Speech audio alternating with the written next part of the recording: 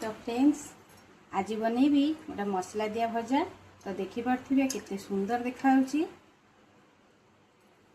जेमिति देखा जाउची सुंदर सेमिति खाया पे मध्य बहुत टेस्ट। रुटी हो बा भात हो सबुथरे खाया पे बहुत बढ़िया लगे। तो देखिपे तो चलते ए बनैबा।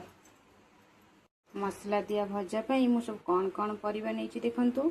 एठी नैची किछि बीन्स, बीट, आलू, गाजर आठी पनीर सबू परिबा को एमती मु लंबा लंबा करी काटी नैची। देखंतु गाजर, आलू, बीट, बीन्स एठी पनीर मध्य सेमती सेम आकार रे सबू लंबा लंबा करी काटी नैची। एठी मसला नैची रसुण, पियाज, दीटा कंचा लंका, जीरा और अदा। एटा को आमे बाटीबानी, आकु आमे छेचिकिना आनिबा। छेचा मसला देले भल लागिबो। तो चलंतु प्रथमे आकु आमे छेचिकिना नै आसीबा। प्रथमे एठी मु गोटे कढ़ाईटी बसई नैची, सेतिरे देई देइची सोरिष तेल। तो तेल हमर एबे गरम हो गलानी। एबे पकेइबा जीरा। तो जीरा हमर फुटी गलानी। एबे सेतिरे पकेइबा मसला। एबे पकेइबा स्वाद अनुसार लूण, हल्दी गुंड, लंका गुंड। मु अल्प टिके दउची जेहेतु कंचा लंका छेचिची, अल्प टिके लंका गुंड देइची। एबे मसलाटा को भल भाव रे एबे गोलेइबा। मसलाटा को एबे भल भाव रे हमें कसी नबा।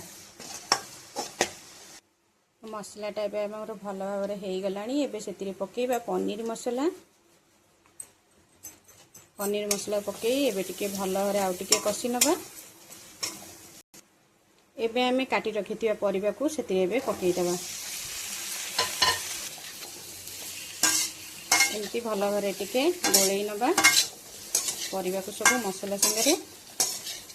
एबे सेतिरे अल्प टिके पानी दे देबा परिबा सिजिबा पई। ए परिबा सिजिया पई छाडी देबा।